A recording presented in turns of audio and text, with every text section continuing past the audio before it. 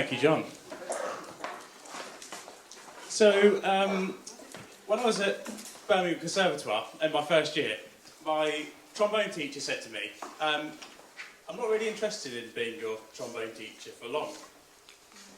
I was a little bit taken aback by this statement. He said that actually it was really up to me. I shouldn't be asking him all these questions. If I couldn't do something, then I should go and work it out. And anyway, he's really busy, being principal trombonist for CBSO. And I reflected on that, and at the time I was a little bit confused, I must admit. And I think, though, he was really onto something.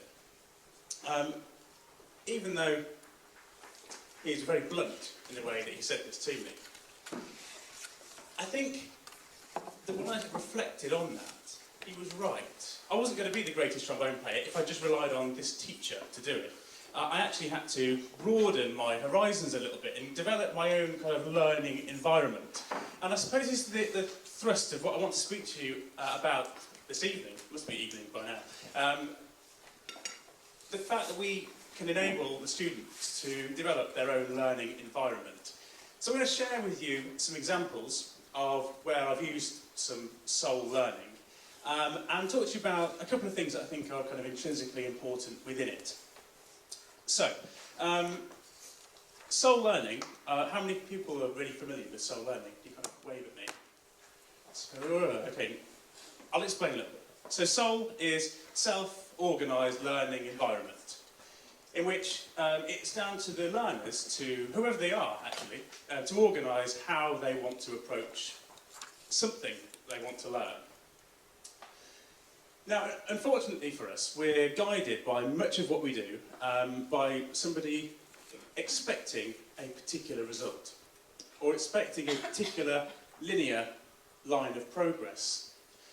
We all know that when we leave Teach Meet this afternoon, we're all going to have learned very, very different things. We couldn't be measured by the amount of progress that we've all made.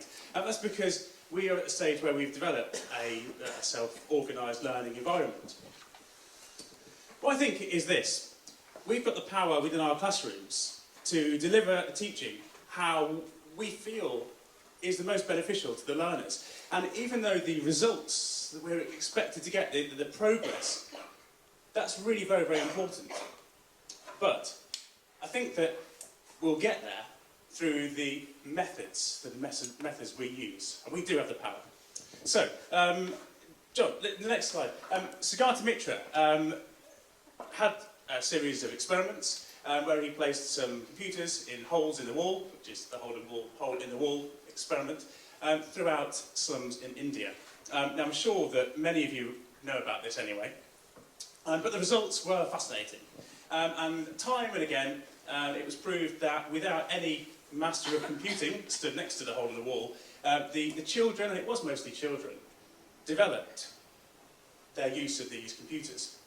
They actually couldn't speak the native language of the computer, but still they made significant progress within 9 months. And that is because they developed an environment to learn in.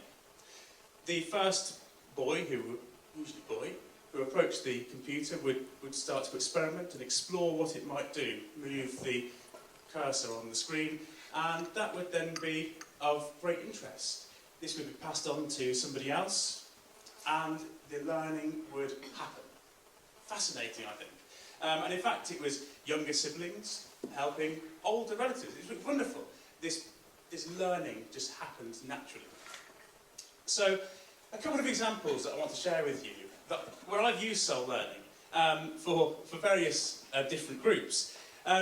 This is a photograph taken in this very building, much closer than the New Delhi experiments. And this is 7Q. And I asked them a big question as they came in the door, and the big question was, can you devise this set for our next performance?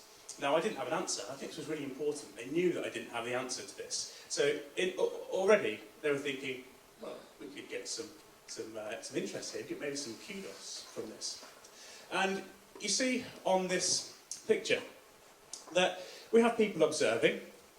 We've got this chap who you can't quite see at the back. He was always on hand. If anyone needed anything moving, he was the man. we had a group of girls who were really, they had an idea, and they wanted that idea to be the one that won. They took it really personally. We had tears and tantrums. And we developed, through this series of trial and error, this exploration of what we might achieve. It took, well, in fact, we had 100 minutes of this, and we didn't completely come up with an answer, but what we did do is we generated an incredible list of things that went well, things that we saw that we would really like to include in our set, and some things that we definitely shouldn't have. All of these students made progress. I couldn't tell you exactly what it was, but they would be able to. Another example of this learning, and this is the video, which I hope is on the next slide, but don't play it yet, please, John. This video is of another bit of soul learning that I did with Year 8. And the challenge for Year 8, this is over 3 100-minute periods, was I wanted them to make progress on any instrument they would like to choose, as long as it's in school. We had no offers of offerclides or anything similar. But they could make progress in however they chose, in any instrument, and I wasn't going to give them any help in doing that. They had to find out the method that we're going to use to improve, and so on. And I tried as far as I could to stand back. Obviously there was some guitar tuning that really needed to happen. And the reason I want to show you these two students, GCS staff will know that one of them is one of our very lowest attainers, but someone who finds learning a real challenge. And the second student is one at the opposite end of the spectrum, and I believe that both of these students access what I wanted them to do. I will just say with the caveat of this, the instrumental progress of the two students clearly is very different, but the progress of the understanding of the process of learning for both of these students is what really impressed me. The sound quality is a little bit poor because I'm filming on iPad with a fair amount of background noise, but here we go, here's these two students. Two different ways of understanding that learning. The first student, Callum, he really finds it hard to be in the classroom, and he was able to articulate that he learned an A chord, and he didn't quite get to G, and when he, unfortunately the guitar was so out of tune I couldn't let you hear the chord, but he played it correctly. And he didn't manage to get the G, but we had a discussion afterwards about what he might need to do next lesson if I were to allow him to have a guitar again. Just moving on from this, I want to talk about the relationships, because actually we don't learn from people that we don't like, we don't respect. And in the classroom, when we're dealing with so many different personalities, we have to find a way, I think, to engage with everybody and find the little spark where we can communicate on a human level. And, this is, the quote before from Rita Pearson, that's okay. I expect it to read my mind. So the quote here we have from Rita Pearson. If you haven't heard Rita's TED talk, please go and watch it. She's so inspiring. She talks a great deal about relationships. And she does say every child deserves a champion, an adult who will never give up on them, who understands the power of connection.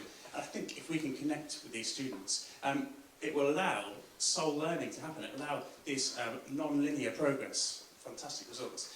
So, John, please do move on.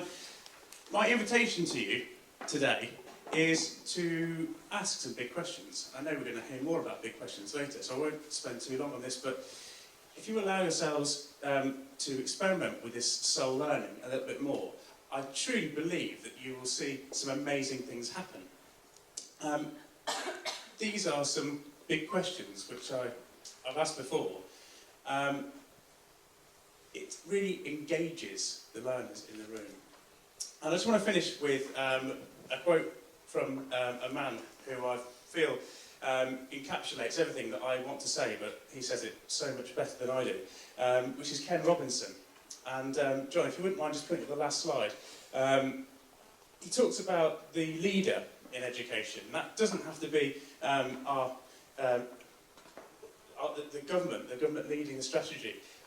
I think in our classroom, we are the leaders. We are the ones that decide the way that learning can happen. So please try some soul learning. I'm sure you'll find it really entertaining. Thank you.